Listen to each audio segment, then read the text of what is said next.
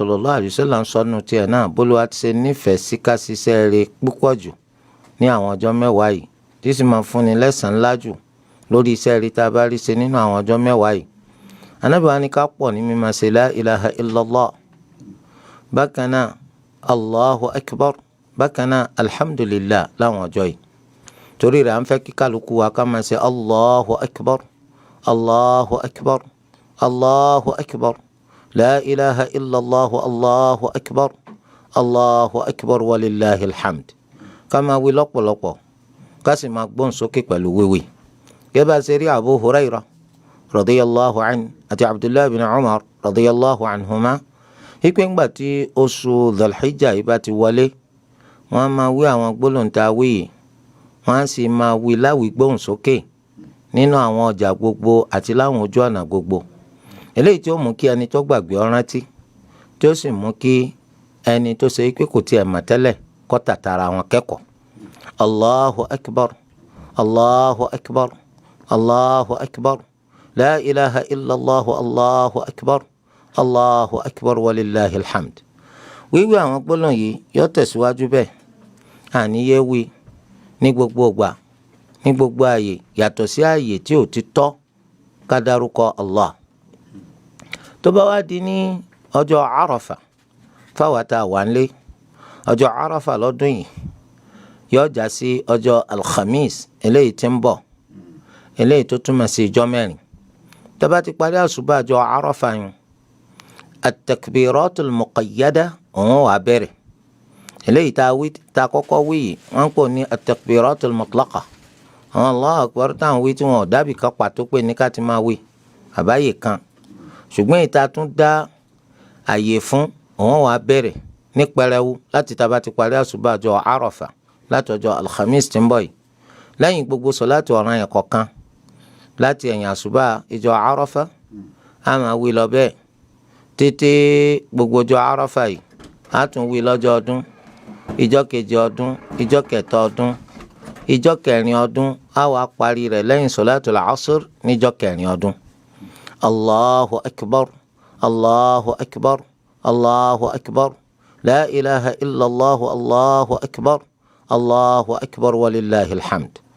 à ń fẹ́ kí gbogbo mùsùlùmí tó lùwà bá bò láṣìírí lọ́kùnrin àbí lóbìnrin kí wọ́n tiraka gbìyànjú láti rí pa àwọn ẹran léyà. ẹran léyà yìí kì í sọ̀ràn yàn, ṣùgbọ́n súnà ni tànàbà Muhammad sallallahu alayhi wa sallam, eléyìí tí apá kan nínú àwọn olùmọ̀ tí wọ́n pè ní sunnatun mu'akkada, súnà tó ṣe pọ̀ lágbára. tó bá sì ti pè nǹkan ní nǹkan tó ní í ṣe pẹ̀lú owó nínú àwọn iṣẹ́ ìjọsìn eléyìí tó lu ẹlẹ́dàá wa tó lábọ̀ wá lọ́rùn, àjẹ́ pé àwọn ẹni tán lówó nìkan ni wọ́n bá wí, àwọn ẹni tán lówó nìkan ni wọ́n bá wí. ìjọsìn yìí tàwọn mùsùlùmí ni, ara ẹ̀sìn àwọn mùsùlùmí ni. ìwọ tẹ̀ ṣe mùsùlùmí kọ́ ni wọ́n bẹ̀ wípé kọ́ pẹran kan, ẹran kí ni wọ́n bá pọ̀ ń pa. ó wù ọ́ ni, ó tiẹ̀ máa ń dùn mọ́ bí wọ́n ṣe máa ń pẹran. má jẹ́ ó wù ọ́, má jẹ́ ó dùn mọ́, láì jẹ́ pé ìsìláàmù wù ọ́. ìsìláàmù ló jẹ́ kó wù ọ́, àti di mùsùlùmí ó sì dùn mọ́. nígbà tó bá ti wá di mùsùlùmí o, gbogbo ní tàǹbà ń ṣe nínú islam gbogbo ẹ̀ níwọ̀n náà wájú ọbọ̀ ọ̀làmú lọ́ọ́ máa ṣe. kó tó dìgbà má fowó rẹ̀ ṣòfò, má fowó rẹ̀ jóná, má tan ara rẹ̀ dànù. akramakumullah, ẹ̀yin tẹ́ wá fẹ́ pẹran, tó bá yẹ pé àgbò lẹ bá fẹ́ rà, èèyàn kan ní ọ̀dà àgbò rà o. a ò gbọ́dọ̀ kówó jọ kájọ dáwó jọ káfi jọ ràgbò. tó bá sì wá jẹ́ pé màálù bá ní, ìgbàláyé wà fẹ́yàn tó pọ̀ lórí èèyàn méje kí wọ́n jọ dáwó ra màálù. bẹ́ẹ̀ náà ni ràkúnmí, ìgbàláyé wà fún èèyàn méje láti jọ dáwó ra ràkúnmí ẹyọ kan. tó bá jẹ́ pé agbára wa kò bá káàgbò, a jẹ́ pé a lè ra àgùtàn, àmọ́ àgùtàn yóò kádùn. a sì lè ra òrúkọ, yóò kádùn. a lè ra ewúrẹ́, yóò kádùn. àwọn tá a máa pa fún léyànù bí wọ́n fẹ́ pa tọ́kí, wọ́n fẹ́ pa díẹ̀, báyẹ̀ ehoro, wọ́n á pé tòlótòló kan náà ní tọ́kí, àwọn alọ́pàá fún ẹran léyà, kò sí nǹkan tọ́jọ́ bẹ́ẹ̀. báyọ̀ fẹ́ jẹran níjọ́ léyà, àmọ́ pé léyà ó gbọ́dọ̀ jẹ́ ìran àgùtàn, màálù tàbí ràkúnmí. àyà sì tún fẹ́ fàn, nítorí pé ẹ̀fàn ìran màálù ni, Olúwa kàn kádàrá pé kó jẹ́ pé orí ọ̀dàn ló ń gbé, òun kì í gbégboro. Wọ́n bá jẹ́ pé ọba lágbára rẹ̀ tó fi mẹ́fàn láàyè tó fi wá jẹ́ pé ó mú wálé ó sì sókọ̀ jákùn tó fi dijọ́ ọdún tẹ̀ ń dúnbò rẹ̀ kò sí ní tó burú ń bẹ̀. Ẹ ṣàkíyèsí pé ẹran tẹ́ fẹ́ pa òun kò gbọ́dọ̀ jẹ́ ẹran olójú kan eléyìí tó hàn pé olójú kan ni, kò gbọ́dọ̀ jẹ́ arọ eléyìí tó hàn pa arọ ni, kò gbọ́dọ̀ jẹ́ aláàárẹ̀ eléyìí tó hàn pa aláàárẹ̀ ni, kò sì gbọ́dọ̀ jẹ́ èyí tó ti hàn gógó tó yẹ pé eegun rẹ̀ là ń rí ń tà yìí tí ò sí múdùmúdùn nínú eegun rẹ̀, kò gbọ́dọ̀ jọ ńlá fẹ́ pa fún ẹran iléyá wa. Ẹran iléyá eléyìí tá a fẹ́ pa fẹ́ fi ṣẹ̀sìn ni, kì í ṣe ẹran tá a fẹ́ fi ṣe fùkẹ́ fáàrí tàbí ẹran tèmi ló tóbi jù, rárá o. Ẹran tí èèyàn fẹ́ fi ṣẹ̀sìn ni. Ní tí agbára rẹ bá sì ká òun náà lọ́ọ́ ra gbálé, àmọ́ sá ti rí i dájú pé ọ̀kájú òṣùwọ̀n kó má jẹ́ pé ẹran tí ò wọlé yá iná lọ́ọ́ fẹ́ pa fún léyá. Kò sí ní tó burú wáyé pé téèyàn bá ra ẹran léyá rẹ̀ ó fi sí ibi tó ṣe wípé ẹni tí ń lọ tí ń bọ̀ náà lè rí, kò sí ní tó burú ń bẹ̀, kò sí ní tó burú nítorí pé ń bẹ nínú sha'airullah, nínú àwọn nǹkan tí ń fà pẹ́rẹ́ sí àmì ẹ̀sìn Allah. So a sì mọ̀ pé tí ẹlòmíràn bá rí ó ṣeé ṣe kó wù lórí kó náà lọ rà, kìí pọ̀ jù, kọ́kọ́ pa ìyàwó náà kọ́ pa kìí pọ̀ jù, ọmọ yín náà lè pa kìí pọ̀ jù. Eléyìí jẹ́ bó ti ṣe jẹ́. Wàyí o, Allahu akbar, Allahu akbar, Allahu akbar, la ilaha illallah, Allahu akbar, Allahu akbar walillahi alhamd. Àníyé wígbólọ́ yìí títí tí ó fi di àárọ̀ ọjọ́ ọdún. Tó bá ti di àárọ̀ ọjọ́ ọdún eléyìí tí ó já sí ọjọ́ Jumu'ah tí ń bọ̀ yìí, tí àárọ̀ ọjọ́ ọdún yìí bá ti dé, tálífàjárì bá ti yọ, ìgbàláyè wà fẹ́ni tó fẹ́ wẹ̀wẹ̀ ọdún kó tètè wẹ̀. Ìgbàláyè wà, àmọ́ àgbọ́dọ̀ wẹ̀ kó tó di pálífàjárì ọjọ́ ọdún yọ. Nígbà tálífàjárì bá tó yọ á wẹ̀wẹ̀ ọjọ́ ọdún. Kò sì síyàtọ̀ láàrin ìwẹ̀ ọjọ́ ọdún àti ìwẹ̀ tá ń wẹ̀ fún jánábà àfàníyàn. So àníyàn ni ó yà wọ́n. So ẹ̀dá níyàn pé fẹ́ wẹ̀wẹ̀ ọdún. Tọ́ tá bá ti wẹ̀ ìwẹ̀ yìí à ń fẹ́ kó jẹ́ pé mùsùlùmí á wọ aṣọ wa tó tuntun, eléyìí tó ṣe pé bóyá àdìídì dání nítorí ọdún. Agbára wọ̀ káká sí bẹ́ẹ̀, èyí tá a ní ilé tó dáa tí ò tí gbò ká lọ ká wọ̀ ká fi nǹkan olóòórùn dúndùn para àwọn ọkùnrin nígbà tá a máa ń lọ sí Eid. Àwọn ọmọ kéékèèké ká kó wọn lọ, àwọn ìyàwó wa ká kó wọn lọ́wọ́ lọ sí Eid. Eléyìí ń bẹ nínú kẹtẹ́sìn Islam tó fi kọ́ wa tó sì ṣe wá lójú kòkòrò pé ká ṣe. Àwọn ìyàwó yẹn wọ́n ti dánú bí ọ, ìwà burúkú tí wọ́n ń hù gan kò tiẹ̀ bọ́ ọ́lá mu, foríjì wọn. Ẹ jẹ́ àwọn náà lọ Eid, ẹ má jẹ́ ó já sí pé wọ́n fi ìbànújẹ́ sọdún nítorí pé tẹ́lẹ̀ náà wọn àdúnnú, ọjọ́ ọdún tó dé òtún jẹ́ wọ́n rí inú dùn, sòwò burú jáì. Ẹ jẹ́ káwọn náà lọ sí Eid. Tó fi dórí obìnrin tí ń ṣe nǹkan oṣù, àwọn náà lọ sí Eid. Ṣùgbọ́n gbà táwọn bá débi tá a ti fẹ́ ṣe Eid, àwọn ta kété síbi tá a ti fẹ́ ṣe sọ̀lá. So tí àwọn ẹni tí wọn ò sínú nǹkan oṣù àwọn ò dúró láyé ọ̀tọ̀. Bàtà bá ti parí sọ̀látul Eid, àwọn obìnrin tí ń ṣe nǹkan oṣù táwọn náà wà wọ́n láǹfààní ike káwọn náà nípìn nínú àdúrà tó máa ń ṣe lọ́jọ́ yìí fún àwọn mùsùlùmí lápapọ̀. Eléyìí jẹ́ báwọn. Wàyí o, tó bá wo ìgbà tá a máa ń lọ Eid, àwọn obìnrin táwọn ń lọ sí Eid yẹn, òfin Allah ní pé tí wọ́n bá lọ sí àyè tí wọ́n ti ṣe sọ̀lá, Ànábì ní wal yakhrujna tafilat, wọ́n jáde lẹ́ni tí ò fi lọ́fíńdà olóòórùn dúndùn para. Ẹ wọ jìlbáàbù yín, ẹ ní kó lọ́fíńdà para nígbà tẹ́yìn bá ń lọ sí Eid. Àwọn ọkùnrin nìkan ìní wọn pé wọ́n fi ru nǹkan bẹ́ẹ̀ fi para. Nígbà tí a ń lọ sí Eid yẹn, Allahu akbar, Allahu akbar, Allahu akbar, la ilaha illallah, Allahu akbar, Allahu akbar walillahi alhamd. Gbọ́nà yìí a níyé wí nígbà tá à ń lọ sí Eid, a sì níyé wí nígbà tá a bá dé Eid, títí tí ó fi di pé a fẹ́ bẹ̀rẹ̀ sọ̀látul Eid láwa mú wá sópin. Ẹ̀rí tó bá dijọ́ alhamis tí ń bọ̀ yìí tá a pè níjọ́ Arafa, òhun ọjọ́ yìí báyìí àwọn alálàájì àwọn ti lọ sí pápá Arafa níbi tó ṣe pé ìdúró rẹ̀ gangan ni wọ́n ń pè ní hajj. Kó lọ Ẹlẹ́dàá kó gba hajj náà lọ́dọ̀ àwọn ọmọ ìyá wa tí wọ́n lọ ṣiṣẹ́ hajj láti gbogbo àgbáńlá ayé. Kó lọ Ẹlẹ́dàá wa kó ṣàánú àwọn ẹni tó kù náà tí wọ́n ní àfojúsùn pé ó wù àwọn náà láti lọ. Kó lọ Ẹlẹ́dàá kó ṣe rọrùn. Ẹni tó ti lọ rí náà kọ́ mọ́ sí lálọ́ máa fún un. Lọ́jọ́ yìí ọjọ́ ńlá ni ọjọ́ Arafa, torí ẹ wá nu hadith ipò ńlọ́jọ́ tó tóbi jù lọ́dọ̀ Allah. Kí ló dé? Wọ́n ní torí púpọ̀ iye èèyàn tó lù wá máa ń bọ́kùn náà kúrò lọ́rùn wa, eléyìí tí irú rẹ̀ kì í ṣẹlẹ̀ lọ́jọ́ mi. Ọjọ́ kan wá sí nínú ọjọ́ ayé tójú máa ń ti àṣetán bí ọjọ́ Arafa.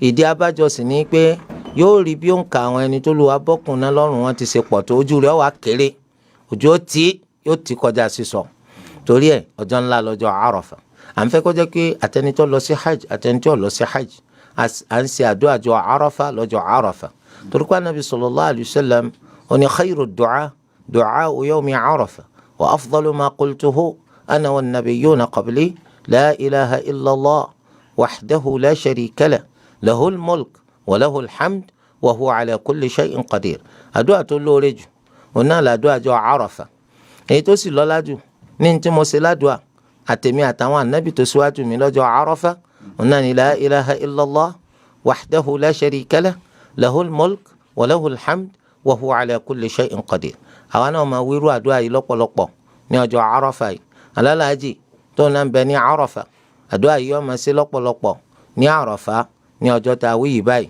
àmọ́ àwọn tá a wà ń lé kò sáràfà kan tí wọ́n ní káwọ́ sí o tó a di ní ẹ̀yìn asiri táwa lọ kóra jọ sínú mọ́ṣáláṣí pàǹsẹ̀ àtàríf eléyìí ò sínú kan tí ṣẹ̀ríà àníkàsí tẹ́lẹ̀ ìbá ti wá yé wa lọ́jọ́ ọdún yìí nígbà tí a bá ti wá dé Eid tí à ń ṣe Allahu akbar la ilaha illallah Allahu akbar wa lillahi alhamd oníkálukú máa wí tiẹ̀ àbùkátà kẹ́nìkan wí ká dá lóhùn àti bùkátà kájọ máa wí papọ̀ kọ́ má bàa di àdádálẹ̀ oníkálukú máa sọ tiẹ̀ tábà tí wá ṣe sọ̀láàtùl Eid àjẹpẹ́ àdúpẹ́ fún Allah lẹ́yìn sọ̀láàtùl Eid àkókò àti pẹran ti tó ẹ̀ ń bá fẹ́ lọ lé lọ pẹran tiẹ̀ ó lè lọ pa bẹ́ẹ̀ni kan bá pẹran lẹ́yìn ìgbà tá a ti ṣe sọ̀láàtùl Eid á sọ pọ́ pa sásìkò eléyìí tó túmọ̀ sí pé bùkátà kárẹ́tì pé lè má mú pẹran kan àbí ọ̀pẹran tí wọ́n bá ti lè ṣe sọ̀láàtùl Eid àkókò àti pẹran ti tó gẹ́gẹ́ bó ṣe wá nínú àwọn ahadith lọ́dọ̀ anabi Muhammad sallallahu alayhi wa alihi wa sallam wáyé o ọdún wa ti ń bọ̀ yí báyìí á rí pọ́jọ́ jùmọ̀ náà lọ bọ́ sí ọjọ́ jùmọ̀ àtọ́ bọ́ sí yìí báyìí òun náà tún ni ọjọ́ tá a máa ń ṣe sọ̀látul Jumu'ah báwo láti ṣe bẹ́ẹ̀ ni òfin ṣẹ̀ríà fi hàn wá léyìí tó dọ́gba jù lẹ́yìn ìwádìí ìjìnlẹ̀ wípé tí ọjọ́ ọdún tó bá bọ́ sọ́jọ́ jùmọ̀ á ṣe sọ̀látul Eid á tún ṣe sọ̀látul Jumu'ah méjèèjì náà látún ṣe lọ́jọ́ yìí kan náà torí de eléyìí báyìí tí wọ́n bá ti ń parí sọ̀látul Eid gbogbo nǹkan tá a bá fẹ́ ṣe ká ṣe pápápá tásìkò sọ̀látul Jumu'ah bá tún ti tó ká bọ́ọ̀dì sí mọ́ṣáláṣí ká lọ ṣe sọ̀látul Jumu'ah eléyìí ní tó dọ́gba jù àti ẹni tírakàtà àti kọ lórí eléyìí ti pẹ́ lórí pé tí Jumu'ah tó bá bọ́ sọ́jọ́ ọdún sáàtì torí Eid á pa sọ̀látul Jumu'ah tì ní rárá o èyí tó dọ́gba jù ni pé á ṣe Eid á tún ṣe sọ̀látul Jumu'ah eléyìí ń jẹ́ bó ti ṣe jẹ́ ń bẹ̀ abẹ́ Allah azza wa jal kó ṣe ní rọrùn fún wa láti jẹ́ ẹni tó ṣe pé ìtẹ̀sìn fi pa wá láṣẹ á mójútó á sì ṣe ẹ̀sìn náà bólúwa ti ṣe fẹ́ tá a bá wá pẹran léya wa tán à ń fẹ́ ká jẹ níbẹ̀ à ń fẹ́ ká bùnyàn jẹ níbẹ̀ à ń fẹ́ ká fi ṣe sàrà ń bẹ̀ ó di mẹ́ta jẹ ń bẹ̀ bùnyàn jẹ fi ṣe sàrà ń bẹ̀ so eléyìí jẹ́ àwọn nǹkan tó fẹ́ fi ẹran léya rẹ̀ ṣe ẹni tí ọba pẹran Islam sọ pé òun lọ lọ́rùn ẹni tó sì bọ kún ẹran Islam gbà pé nínú ẹran náà ní kẹ́ ti fún lówó ọ̀yà rárá ẹ fún lówó sẹ́ẹ̀rẹ̀ bọ́ bá wù yín láti bùn lẹ́ran ẹ lè bùn lẹ́ran ẹ̀yin náà tẹ́ ń bá wọn kún ẹran tẹ́ ń bá wọn sun ẹran ẹ ṣọ́ra fó lè jà torí ìwádìí fi hàn pípọ̀ pọ̀lọpọ̀ nínú àwọn abánikunran abánisun ẹran olè ni wọ́n ìdí abájọ ni pé ẹ gbowó sẹ́yìn ẹ sì tún máa jí ẹran kó wọ́n ti kó sínú àpò sakasaka kan wọ́n gbé fún ọmọ sáré gbélé jáde bó bá gbé jáde ẹ dákun ẹ má jẹ́ ọ̀hán jọ gbèǹde ẹ má jẹ́ ọ̀hán bẹ́ẹ̀ ṣe gbọ́n tẹ́ ẹ gbọ́n máa gbé pamọ́ sí bàbá ẹlẹ́ran ẹ tún máa gbé pamọ́ náà sí Allah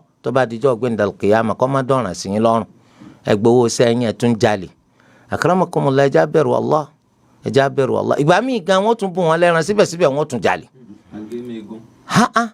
Àgémẹ̀gùn yóò wá já àwọn ẹran kàǹsọ̀ wọ́n ní ògèdè egun lélẹ́yìí ẹ ṣe bẹ̀rù Allah ẹ ṣe kó lè má ṣe báyìí ẹ bẹ̀rù Allah ẹ bẹ̀rù Allah ẹ má fi ọwọ́ ara yín bà sí ara yín jẹ́ iṣẹ́ alápàtà lẹ́yìn mà iṣẹ́ dáadáa ní sẹ́wọ̀n kò sí nǹkan tó sọ di iṣẹ́ burúkú àmọ́ ẹ̀mí bá ti ń fo lèékúnṣẹ́ yìí máa bó kọsẹ́ jẹ́ ni ó sì ní ṣe fẹ́yàn lónìí kó tún ṣe fẹ́ lómi lọ́la kọ́ má di pé ọ̀rọ̀ nípa yín ọgbẹ́nu gbogbo èèyàn gbogbo wọn máa sọ ká pé o lè mọ̀ làwọn eléyìn ẹ má má pè wọ́n síṣẹ́ àkólú akọ́mọ́ ti àtọ́jú ayé wa bà wá ń ṣẹ́jẹ́ torí ẹ̀ káwa náà sì máa fọwọ́ ara wa ṣe tánàdì fúnra wa wáyé o ká kíyèsára ní ọdún tó kọjá àwọn kan pa ràkúnmí tí wọ́n wá pa wọn so iná epo pẹtiróòlù tí wọ́n fẹ́ fi wí ràkúnmí so bó ló ti jẹ́ epo ságbà mọ́ àwọn èèyàn tí àwọn dúró pa àwọn ń wòran so ẹ̀mí bá lọ kó lọ Ẹlẹ́dàá kó má jẹ́ ká rírú ẹ̀ mà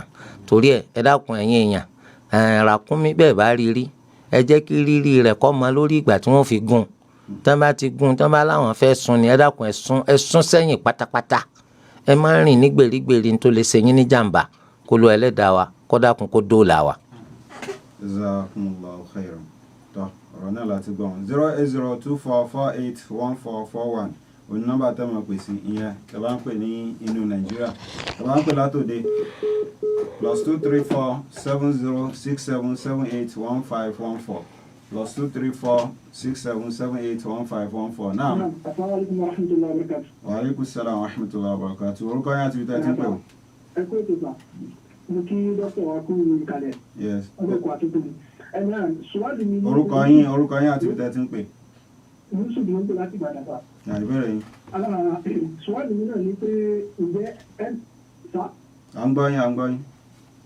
Ṣùwádìí mi náà ní pé ǹjẹ́ NSSN ṣé a lè pè wọ́n àwọn náà ní ẹlẹ́gbẹ́ bí àwọn tàdó mú àwọn ìyẹn kankan. Níbẹ̀rẹ̀ mi. Ẹlẹ́ẹ̀kejì ni pé mo ti béèrè question yìí lọ́dọ̀ dọ̀tún nípa rédíò program tó ṣe láà ṣùgbọ́n kí ló ń bá ìbéèrè. Nǹkan tí mo béèrè ni pé ǹjẹ́ kí gbogbo mùsùlùmí ni a lè lè sún náà. So mo padà gbọ́ bí àwọn obìnrin náà. Assalamu alaikum. Naam, nọ́mbà tẹ́ máa pè sí ní 08024. Naam. Wa alaikum salam wa rahmatullahi wa barakatuh. Orúkọ yín àti ìdá tí ń pè ó. Ìbéèrè yín. Ìbéèrè ni wípé ẹni tó pé ó lọ ra ẹran léyà láti ìlú Ògbómọ̀ṣọ́ yẹn. Wọ́n wá ń gbé bọ́wà sí òkò. Ìgbà tí wọ́n á délé, wọ́n á rí pé ẹran yẹn ó ti ki ẹsẹ̀ bọ smoke machine. Ṣé irú ẹran bẹ́ẹ̀ ní alẹ́ ti pa léyà àbí ṣé ìgbà tá a máa ti bí? Alhamdulillah.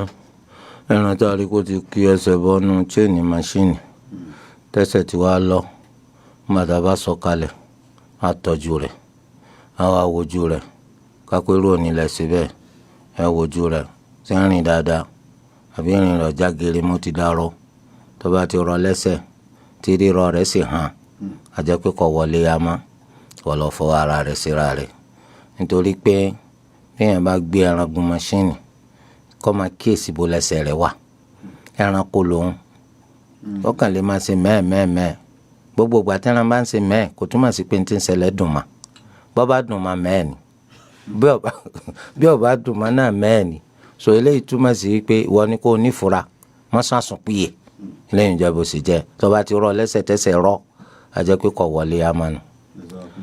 lẹ́yìn náà tó béèrè tó ní ṣe gbogbo mùsùlùmí ládùúgbò àti dáhùn àti sọ̀rọ̀ tó gùn lórí ẹ̀ ọlọ́gbọ́ tẹ́lẹ̀ náà tó bá ti ṣe rédíò táwọn kan kálẹ̀ wọ́n fi ránṣẹ́ sí kálukú lẹ́yìn náà àwọn béèrè tó nítumọ̀ ẹ̀ má máa béèrè. orí ètò Manaru Sabilillah wa ẹ máa fi ìbéèrè yín ẹ máa fi sọ̀rọ̀ sórí nọ́mbà náà. Assalamu alaikum. ẹ bá pa rédíò yín. Wa alaikum salam wa rahmatullahi wa barakatuh. Àwọn gbọ́ yín kí lórúkọ yín àti ìbítá tí ń bẹ̀. Ìbéèrè yín.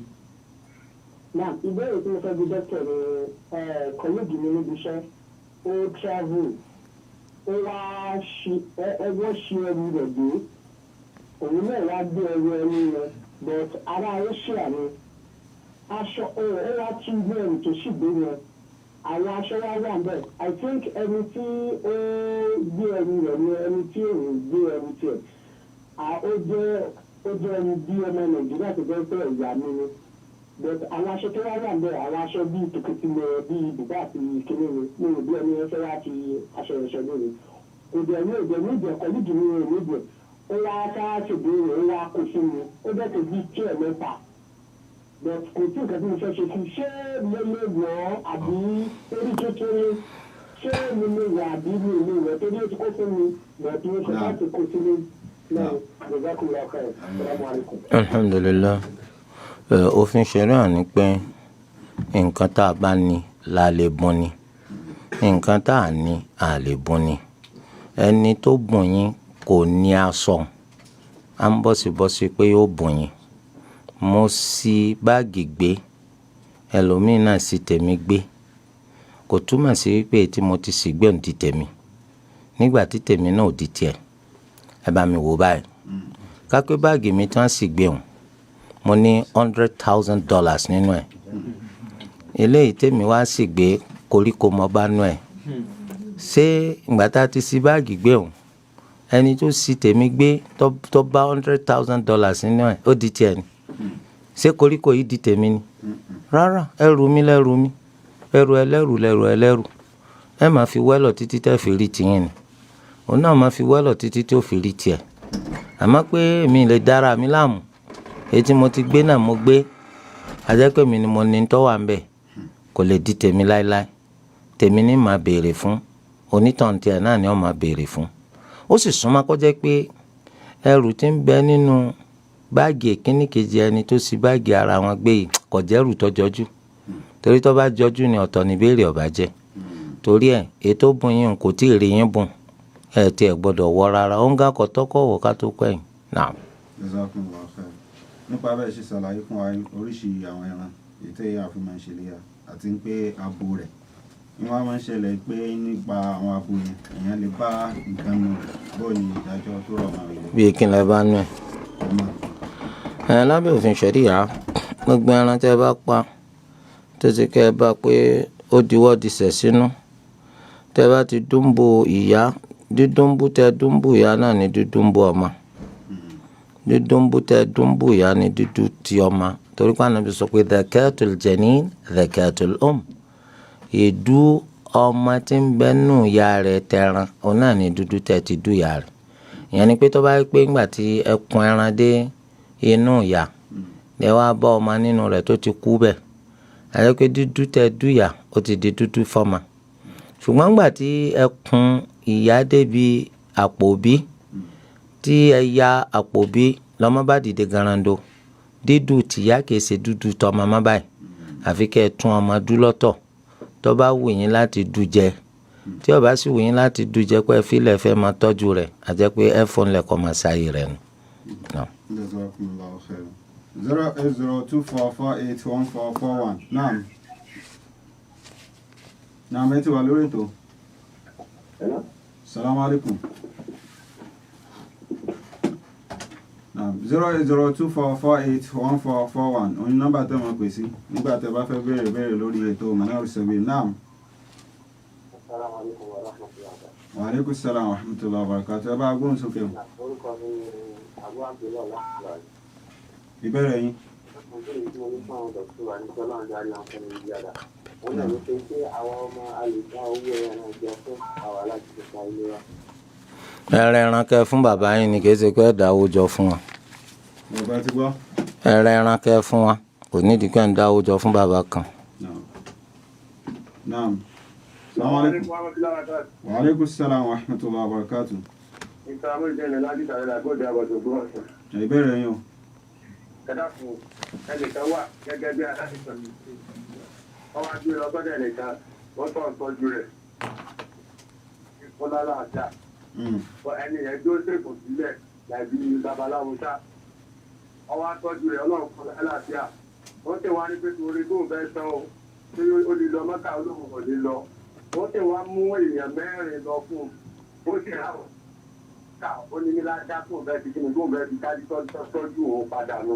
Babaláwo wá ní nìkangbọ́n àwọn èlò irú nǹkan bá wọn. Àmọ́ òun léyà tó wọ́n ti kíni tó wọ́n fà á lẹ̀. Ìjà àwọn tó bá fà á lẹ̀ o tí wọ́n lè lọ tó bá sì lọ tó ní ládá. ìbéèrè tá à ń béèrè ṣe béèrè kìí ṣe béèrè àkọ́kọ́ kí ló gbé yín lọ tọ́jú ara yín lọ́dọ̀ babaláwo sẹ́yìn ṣe mùsùlùmí ni ẹ̀wọ̀n á tún béèrè bí nǹkan gidi àwọn náà wàá sọ pé mọ́kà lòun fi san wọ́n ó dájú pé ìsìláàmù tí ẹ̀ ń ṣe ẹ̀ tí ìgbàgbọ́ yìí rẹ̀ ìsìláàmù kò gbà kẹ́ wá tọ́jú lọ sọ́dọ̀ àwọn ẹni tí ń ṣe tó lù ọ̀fẹ́ babaláwo wọn náà gbórúkọ ẹ babaláwo ẹ sì rí babaláwo náà tún láàyè yín Allahu Akbar ẹ̀yin gangan lẹ́ ń da lúrú papọ̀ mọ́ sápà babaláwo kó àwọn èèyàn lọ ájì ń ta wọn ó kí ló fẹ́ lọ sí ní ájì sẹ́rù ẹ̀ náà wọ́n pè ní ájì ní kangun táwọn kò sí táwọn fẹ́ fi ṣe torí pé wọ́n fi hàn yín pọ́nà tó ń clear ẹ̀yin lẹ́ ń da lóru papọ̀ mọ́ sápà tẹ́ ń gbéra yín lọ tọ́jú lọ́dọ̀ aláwo níbo ni Islam náà wà. wọ́n jẹ́ bó ṣe mọ́sẹ́ bí béèrè gidi lẹ fẹ́ béèrè. 08024481441 08024481441 tó bá ń pè láti ìlú òkèrè níbi gbogbo lágbàáyé +2347067781514 +2347067781514. Naam. Wa alaikum salam wa rahmatullah. Ìbéèrè yín o. Mọ́mù tó jẹ́ ìmọ̀mù mọ́sálásí ńlá méjì tó ló máa ń kírun Jímọ̀ àti yáyìn. So ọ̀nà méjìlá tá máa ń kírun Jímọ̀ àti nígbà tí máa ń jẹ ọ̀nà kan ni. So a máa ń níbi nìkan tí máa ń kírun Jímọ̀. Ṣùgbọ́n láti lè ráǹdì yìí tó wà dìtẹ́ẹ̀dì pé ìmọ̀mù yẹn jẹ́ tó máa ń jẹ tó wà tó máa ń ti jẹ́ láti.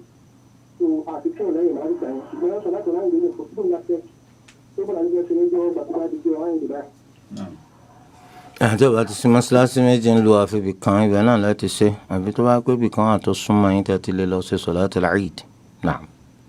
08024481441 +2347067781514. Naam. Wa alaikum salam wa rahmatullahi wa barakatuh. Ìbéèrè yín o. Mo ní ṣé èèyàn lè bá obìnrin sọ̀rọ̀ ìfẹ́ ní àpò tí èèyàn ṣe sí hàn. Ìbéèrè alákọ̀ọ́kọ́ ni ìbéèrè ẹlẹ́ẹ̀kejì ni pé ẹni tí ó jẹ́ bóyá ọmọ ọ̀yà fún yàn bóyá nínú ẹ̀sìn. Ìyẹn mọ̀ mọ́ pé iṣẹ́ rẹ̀ já lóyún yẹn. Bọ̀ ìjọ tí èèyàn wá lọ sálámà sí èèyàn wá rí tí àwọn èèyàn gbé ẹlẹ́dẹ̀ wà bọ̀ kò sí òun ló bá wọn yán. Èèyàn wá pè káàkiri àkíní yìí pé ìjàmbá ló máa jẹ́ torí kí ni òkú fi máa yan ẹja fún àwọn tó máa jẹ́. Ẹni wọn jẹ́ kó yé mi gbà ikú kò fi àbúrú lẹ́ pé tí wọ́n bá ti yan ẹlẹ́dẹ̀ wọn tán òun máa polish àwọn kìnìún àyàrá yẹn tó ń lè máa tún owó yẹn ṣe. Mo wá fẹ́ gbé pé ṣé tó ṣe yí pé ṣé ó sọ iṣẹ́ yẹn di aláàlì fún yẹn àti bó ṣe fi owó rẹ́ǹtì yẹn owó yẹn ó jẹ́ owó aláàlì fún. Ìbéèrè ẹlẹ́ẹ̀kẹta ni pé ẹni tí ó ṣe ìrìn àjò ibi tó ṣe ìrìn àjò yẹn lọ. Ẹ fẹ́ lómi láǹfààní. ọ̀kọ̀ọ̀kan sòyàm kò tọ́ kókó sọ fóbìnrin pé òwò mi fẹ́ sọ̀wọ́ pé òwò mi fẹ́ mo fẹ́ fẹ́ ọ sẹ́wọ̀ ọ̀rọ̀ yìí náà ni kò sí nǹkan kan mẹ́ àbí sọkúsọ wo ni wọ́n fẹ́ sọ tó bá ti jẹ́ pé ọ̀rọ̀ tó fẹ́ sọ èèyàn pè fún kókó tọ̀ sára kò pè fún pé kẹ́gbìn kan jáde lára rẹ̀ òwò mi fẹ́ kò sí wàhálà mẹ́ kì í ṣe iṣẹ́ hajj iṣẹ́ hajj lòfin dè wípé gbogbo ẹni tí máa ń ṣe kò gbọ́dọ̀ bóbìnrin sọ̀rọ̀ fẹ́ kò sì gbọ́dọ̀ so igi wọn ò gbọ́dọ̀ so igi fóònù náà wọ́n á ní ẹni tí ń fi wọ́n ti pè àdògán tí ń fi yẹn já ó tún fẹ́ fi yẹn lẹ́dẹ̀ àbó filẹ̀ fún ọkùn fi yẹn lẹ́dẹ̀ àwọn béèrè tó bá nítumọ̀ ní kẹ́ máa béèrè àwọn béèrè tí ò nítumọ̀ ẹ má máa béèrè ẹ̀yin náà ti mọ̀ pé kò dáa kí lẹ fẹ́ máa bàsìkò jẹ́ sí ẹ fẹ́ ni tó fẹ́ ṣe béèrè gidi láǹfààní.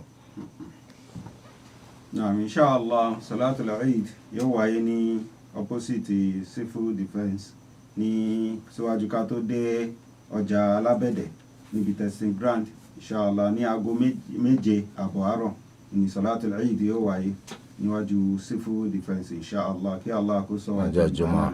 Naam, lọ́jọ́ Jumu'ah. ní ọjọ́ Jumu'ah bi idhnillahi ta'ala. 08024481441. so lábẹ́ báwọn náà lábẹ́ báwọn Al-Madina Center inshallah ayé káwọn èèyàn ọgọ́rùn tó ṣe pé wọn ní pẹran léyà tí wọ́n sì jẹ́ni tó ní bùkátà tá sì jẹ́ mùsùlùmí àyè kéèyàn ọgọ́rùn kó wá láti wá gba tíkẹ́ẹ̀tì sọ́wọ́ fún ẹran tí Al-Madina Center fẹ́ pín tó bá dijọ́ ọdún lẹ́yìn asr àyè rẹ̀ wà ńlẹ̀ látọ̀la lọ ẹni tó bá ní bùkátà yìí kó wá gbà ní Al-Madina. Naam. Inshallah. Jazakumullahu khairan. Naam. Wa alaikum salam wa rahmatullahi wa barakatuh. Ìlànà orúkọ mi ni Abdulkadir láti Ìbàdàn. Naam. Ẹgbẹ̀rún mo fẹ́ ṣèbéèrè lórí ìyàwó tí ó jẹ́ pé ọkọ ẹ̀ sí ń lé tí ó jẹ́ pé lóyìnbó ni ọkọ ń lé síyàwó wà ní Nàìjíríà lọ́kọ sí ń lé fún bí ìgbà tó tó bí oṣù mẹ́rin so ìyàwó ní oṣù àsìkò yẹn láti jọ́ náà ló ti ń gbèrò pé òun fẹ́ bọ́ ọkọ yẹn dànù so irú ìyàwó náà ìyàwó tí mo sọ yìí wá nípayà pé tọkọ bá dé wá fún ọdún iléyá sí àmúra rẹ̀ pé ó lè fa sábàbí pé kóun lóyún tóun ò fẹ́ nílé lọ́mọ tó ìyàwó tí mò ń sọ yìí ti kúrò ní inú ilé ọkọ ẹ̀ báyìí wọ́n á ní pé kí n bèrè lọ́wọ́. báwo ló ṣe kú ọ báwo ló ṣe kú ọ só kú ọ lórí pọ́n ti sọ kó lóun ni àbí ò tí ì ṣe. wọ́n ní ṣó kúrò lórí bóun ti ṣe kúlò ni àbí kò ti ṣe. ó ti kúrò nínú ilé tọkọ ẹ̀ fi sí. pẹ̀lú bóun ṣe kúlò. bẹ́ẹ̀ ó fẹ́ ṣe bẹ́ẹ̀ ni pẹ̀lú bóun ṣe kúlò bẹ́ẹ̀ ni. so mo wá fẹ́ béèrè pé ṣé kúlò rẹ̀ pé ṣé ó bá dé ìbẹ́ yẹn. àkọ́kọ́ tóbìnrin bá fẹ́ sọ kó lọ bá látàrí pé ìdágbé ìdáwà ó ti sú eléyìí jẹ́ ẹ̀kọ́ fún àwọn ọmọ ìyá wa tó ṣe kí wọ́n wá bí ó ti ṣe dá lọ sílùú jìnnàjìnnà ó lè jẹ́ kéèrè ẹ rántí tẹ́ bá ti níyàwó pẹ́ fìyàn lé obìnrin ó níye ìgbà tó lè ṣe sùúrù dà lórí pọ́kọ̀ òsínlé tí ò ní ṣìṣe obìnrin kì í ṣe wúrẹ́ ènìyàn bíi tiẹ̀ náà ni kò tiẹ̀ nítumọ̀ kóbìnrin ọmọ sọ pé ń lọ́kọ ọkọ tí ò gbélé kí ni kò fẹ́ sọ pé ń ṣẹlẹ̀ lórí ara òun kí ló fẹ́ sọ pé ń ṣẹlẹ̀ lórí àwọn ọmọ ta ló fẹ́ sọ fún ta lẹni tó fẹ́ bá rò wá sọ pé after all ṣe máa ń ṣe video call kọ́ ó di òní kí ló ń fẹ́ fi rọ́ sí ìyàwó tí wọ́n fẹ́ ọmọ wa jẹ́ pé ìyàwó orí fóònù ni ìyàwó ń jọ pọ́njú níjọ́ dùnnú kò ní rẹ́nì kankan pẹ̀lú rẹ̀ sírú eléyìí wà lọ́kọ̀ọ̀nù wọ́n ní bí ó ṣe dá lọ bá lọ àwọn ti ẹ̀kọ́ wálé náà ń ti lọ bí ọdún 3-4 nísìnyí tó ti wálé káyìn ó sì ní bí ó ṣe dá lọ bá lọ níwájú ọba ṣe lọ ẹ̀yìn ṣe padà sí lọ rántí wípé ọmọ ọlọ́mọ tó ṣe pé ó fi sílẹ̀ ó bójú wẹ̀yìn má èèyàn ní tó náà ní bùkátà ní tí máa sọ mi èèyàn yóò máa ṣe òun náà tún láwọn òbí ọkọ ńkọ́ kí ni kó ti dáhùn nígbà tí wọ́n bá bi léèrè pọ́kọ rẹ̀ ńkọ́ sẹ́yìn sì ń gbúrò ara yín sẹ́yìn ń pera yín ọkọ orí fóònù kò dáa bẹ́ẹ̀ o tó wáá kó àbúrò tiẹ̀ náà lọ́ọ́ bá lọ́kọ bẹ́ẹ̀ àbáǹtí rẹ̀ kò ní dùn mọ́ wọn náà ó dájú pé wọn náà lè wà náà tí wọ́n máa kọ́ lọ́gbọ́n kọ́gbọ́n bí ó ti ṣe lọ tó ìwọ obìnrin náà ìgbà míì bí wọn náà ti gbọ́ pọ́kọ rẹ̀ ò gbélé ibi ó ti gbọ́ pé aráàlú òkèèrè ni nínú ọ̀rọ̀ tẹ̀sí jọ sọ kó tó di pọ́ fẹ́ ọ kò sọ pé wọ́n mú ọ lọ ìwọ sì lọ tẹ́ ọ lọ́rùn nítorí pé ẹ máa rówó ńlá gbà sówó wá lọ́kọ ó ti wá yí ọ níìsì so ìwọ náà má jàǹbá rẹ o torí pé ìwọ ló ti lọ gbà ìyẹn pò ń gbà kó tún lòun ọgbà má lọ́ba wá rí pé ó ti sú ọ kò rọrùn kò rọgbọ mọ́ ó ṣe zina ó ṣàìdá ọ bọ ọkọ dànù bó ṣe bọ́ dànù ni pé wọ́n sọ fún ìdí tó fi fẹ́ bọ́ dànù àwọn àníra àti ìṣòro tó ń bá pàdé tó lè mú mára má so bóyá ńgbà tó bá sọ bẹ́ẹ̀ ó lè sọ pé òun náà gbókèrè mọ́ ń padà bọ̀ wálé alhamdulillah wọ́n sọ pé rárá o ibi tí wọ́n mọ wà ń tó ní tí ọba ti tẹ́ ọlọ́run wọ́n lọ́ mà á tó bá jẹ́ bẹ́ẹ̀ ó fẹ́ bọ́ dànù wàá sọ fún pé ó jẹ́yàwó rẹ̀ má ó sì dá sọ́dáàkì rẹ̀ padà fún ó sì nǹkan oṣù ẹyọ kan lẹ́yìn rẹ̀ ló bá tán ó wá dẹni tó ṣe pé ó ti dàjòjì sí àmàjòjì kékeré torí pé tó bá wù yín láti pé ẹ tún fẹ́ra yín padà ẹ tún yígi so àmọ́ tó bá ti lò ó ṣe mánà jálẹ̀ ni ò ṣe mánà ni kò lágbára láti sọ pé òǹdà padà ń bọ̀ tó bá ti ṣe khula ọ gbọ́dọ̀ wá kó nílé rẹ̀ kó tó ṣe khula ọlọ́run bẹ̀rù kọ́ má dé kọ́ má rọ́ọ̀lù ọ̀ kọ́ má doyún ló fi sáko nílé má sáko nílé ilé náà lọ́ wà ló ti pé ọba sọ̀rọ̀ báyìí kásá báyìí káwòdì ìwọ ò lè ṣe má ò ṣe mánà ni torí rẹ̀ ọ dá sọ́dáàkì rẹ̀ padà ṣé kókó fún bàbá ni àbí ìyá àbí ó fọn lákàntì tó sàn sí lẹ́yìn rẹ̀ wá sí nǹkan oṣù ẹyọ kan ó sì rí pé gbà tó ń ṣe wọn ò sínú nǹkan oṣù so tí nǹkan oṣù ẹyọ kan bá ti wá lẹ́yìn rẹ̀ ó ti parí nù so igi dá ẹyẹ ti fò so ìwọ jẹ́yàwó rẹ̀ má bá wọn àmọ́ pọ̀ wá kó nlé ọ̀sá kó nlé kò sí ń tọ́jọ́ bẹ́ẹ̀ ilé tó fi ọ́ sí náà ni kò dúró sí títí tó fi ṣe ń tà wí náà. 08024481441 08024481441 naam. Wa alaikum salaam wa rahmatullah. Ìbéèrè yín. Ìbéèrè mi kí tí ìyáńlá wa fẹ́ràn wà ní. Gbọ́ yín dáadáa. Wọ́n ṣe pé àgbọ̀. 08024481441 ẹ bá ń pè láti ìlú òkèèrè ní gbogbo lágbàáyé +2347067781514 +2347067781514. Naam. Wa alaikum salam wa rahmatullah. Abúlátàṣì láti ọ̀rọ̀ aláàfin. Ìbéèrè ni o. Àti ẹ̀kú ètò ọlọ́run ìjọ rẹ̀. Naam.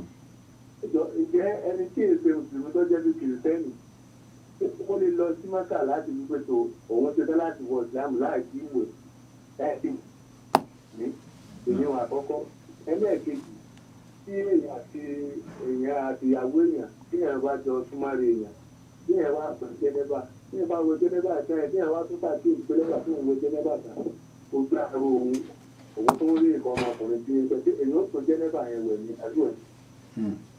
Alhamdulillah, ẹni tí kìí ṣe mùsùlùmí wọ́n ní tó lè lọ Mẹ́kà kó ló ń fẹ́ di mùsùlùmí ó nídìí kó lọ Mẹ́kà náà. Àdúgbò yín ni kó ti kọ́kọ́ di mùsùlùmí náà. Àdúgbò yín, ilé yín ló ti kọ́kọ́ di mùsùlùmí náà. Ó bá di mùsùlùmí tán gbà náà ló tó lọ Mẹ́kà. Mẹ́kà kìí ṣe ibi téèyàn kan lè wọ̀ báwọn láì ní visa. Visa ti wọ Mẹ́kà ní Islam. Tó bá wá jàǹbá ara rẹ̀ tó lọ Mẹ́kà láì jẹ́ mùsùlùmí ó kọ́nà tó fi jàjàbọ́njọ́ gbẹ̀ndẹ̀l qiyam. Tásìrì rẹ̀ ọba tú ó kọ́nà tó fi jàjàbọ́njọ́ gbẹ̀ndẹ̀l qiyam. Ó bùkátà pé kó lọ sódìdí Mẹ́kà kó tó di mùsùlùmí. Nílé ń bí ló ti di mùsùlùmí. Bí bá ń ṣe ń ṣètò rédíò yìí ní ìṣọ́lọ́ fẹ́ di mùsùlùmí níbi tó wà gangan láti pe gbólóhùn fún ọ tó di mùsùlùmí. Ẹ̀yin rẹ̀ wá gbìyànjú láti lọ ó rọrùn kọjá rí rọrùn. Bùkátà owó kí n la fẹ́ gbà lọ́wọ́ rẹ̀. Àbá tún bùn ọ lówó. So ó bùkátà gbogbo rọrùn bí ọ̀kan tó ní Mẹ́kà ló ń ti kwálù àlásì ẹ gbọ́rọ̀. Ìwọ kwálù àlálé mọ́sálásí sì ń gbẹ́ngi mú lé rẹ̀ nígbà tó yẹ pé kò ní sẹ́sìn àwọn ní Mẹ́kà ló ń ti kwálù àlámàsì ẹ gbọ́rọ̀. Ó bùkátà kọ́ lọ jìnnàjìnnà náà nítorí òun wá lọ sí Sokoto wà lókun Sokoto má yọrọ ẹ lẹ́nu lọ gáràjì. Naam. Inshallah. Wọ́n á sọ pé tó ń bá wẹ̀wẹ̀ jánábà tán tún rátọ̀ àtọ̀ tó rí un lẹ́yìn tó ti wẹ̀wẹ̀ jánábà tán ọkàn tábà ni. Naam. Inshallah fi ń tó ẹ̀yin olùtẹ́tí gbà wá létí pẹ̀lú gbajúgbajà ètò ẹ̀bárúkọ ọdún èyí tí máa ń wáyé níjọ́ kejì ọdún lẹ́yìn Salatul Asr. Inshallah àkọ́rí tí wọ́n fẹ́ ká gbéyẹ̀wò náà ni àwọn ìṣesí èyí tó tako ẹ̀sìn Islam. Ẹ bá ṣe mọ̀ pé Islam lọ́nà tiẹ̀ ó láwọn nǹkan tó tako tí ó mọ̀ láwùjọ wa àti ọ̀nà èyí tó jọ pé àfúnwójútù sí. Àyè tí ó ti wáyé òun náà ni ìfẹ̀gbẹ́kẹ̀gbẹ́ ọba pálásì ààfin ọba Ṣọ̀ún Ògbómọ̀ṣọ́ lẹ́yìn Salatul Asr. Àwọn bàbá wa náà ni wọ́n máa tàkòtò ìbéèrè ọlọ́kan ọ̀jọ̀kan pẹ̀lú àwọn ẹ̀bùn. Ibi táwọn ti fẹ́ káwọn èèyàn gbáradì ni pé ẹ lọ wo àwọn nǹkan tí wọ́n máa ń ṣe láyé ànábì náà tó jẹ́ àwọn nǹkan tó ń ṣe láyé ojú dúdú eléyìí tó yẹ pé lẹ́yìn ìgbà tí Islam dé Islam takò àwọn nǹkan wọn tá a wá rí i pé kí Islam tó dé gan ànábì ọba wọn kópa ń bẹ̀ so àwọn eléyìí lẹ́ lọ yẹ̀ wò ẹ̀hìn tó nídìí pé kẹ́ ẹ lọ gbáradì fún nù àmì ìtí ń ṣẹlẹ̀ láwùjọ ò nídìí gbáradì kan gbà tó ṣe pọ̀ ọgbọ́n ò sì ń ríran ó sì máa ń pa ẹ̀sìn rẹ̀ àwọn nǹkan tó ń rí pé ń ṣẹlẹ̀ ọkàn sọyún ni ó sì sọ̀nà tẹ́lẹ̀ gbà borí ẹ̀ àmì tó nídìí gbáradì òun náà ni pé kí ni wọ́n ń ṣe láyé ojú dúdú eléyìí tó tako Islam lẹ́yìn ìgbà tí Islam dé tó ṣàlàyé pé kò tọ́ tá a wá rí pàánà bíi báwọn kópa ń bẹ̀ gan láyé ojú dúdú lẹ́yìn ìjọba. A ní irú ìgbà ìlọ lórí ètò Manarus Sabil ẹ tún pàdé wa ní ọjọ́ mẹ́jọ. A dúpẹ́ fún Allah subhanahu wa ta'ala lẹ́yìn ìgbà náà a dúpẹ́ fún àwọn ṣẹ́ẹ̀kù wa kí Allah kó bá ṣe dáadáa fún wọn láyé àtijọ́ gbìyànjú kíámà kí Allah tó fi àgbọ́rẹ́ ọ̀rọ̀ rẹ̀ tó fi ṣe kùn